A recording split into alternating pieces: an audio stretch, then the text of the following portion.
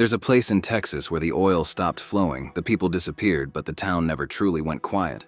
Marcus Hale learned that on a moonless October night in 2011, when he took a forgotten service road to save 20 minutes. On a drive that should have been ordinary, out past the last working station, beyond the fenced leases and dead telephone poles, his headlights found the outline of an abandoned oil town, sunken rooftops, rusted derricks, broken tanks, and a line of pump jacks, standing still against the dark like giant metal vultures. He should have kept driving. Instead, he slowed when one of them moved. It dipped once, then rose again. Marcus cut the engine, convinced he was imagining it. But then another pump jack started, then another. Within seconds, 3 dead machines were working in slow, deliberate rhythm, even though the field had been abandoned for over 50 years. There were no active lines, no generators, no crews, just darkness, rust, and the sound of metal groaning like something waking up deep underground.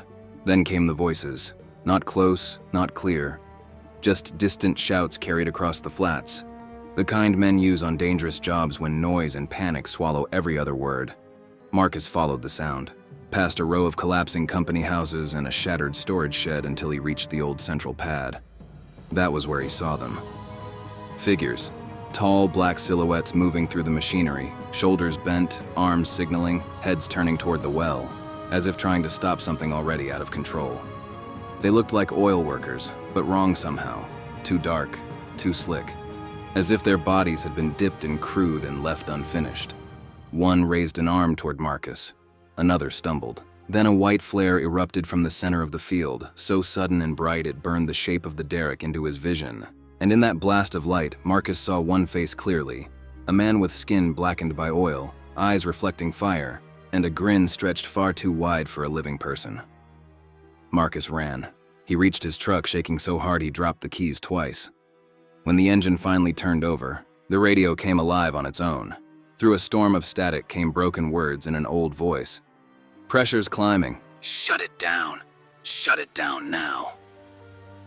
Then a scream cut through the speaker so sharply Marcus swore it came from the back seat. He sped out of there and did not stop until dawn. The next day, he went digging for records, certain there had to be an answer. He found one in county archives, buried in clipped newspapers and company filings from the late 1950s. The town had once boomed with workers, families, payroll money, and fresh wells. Then one site began acting strangely. Crews reported vibrations under the rig floor, unexplained heat in the casing, and a low hum coming from below, even when the machinery was shut off. Several workers begged management to halt drilling. The company refused. Oil prices were high, production was falling, and greed was louder than fear. Then the blowout came. A pressure rupture tore through the main well and ignited half the field. Men were burned where they stood. Others vanished in smoke and collapsing earth. Survivors later claimed the explosion did not come all at once. They said the ground swelled first, as if something underneath had pushed back. After that night, the wells dried, families fled, and the town died faster than it had risen. But the backstory the archives could not explain came from the oldest locals. Long before the derricks, that patch of land was avoided. Ranchers said the earth there breathed on cold nights. Indigenous stories warned of a buried force beneath the plains, something that should never be pierced for profit. The oil men did not listen. They drove steel into the ground, tore open the deepest pocket beneath the town, and brought up more than crude.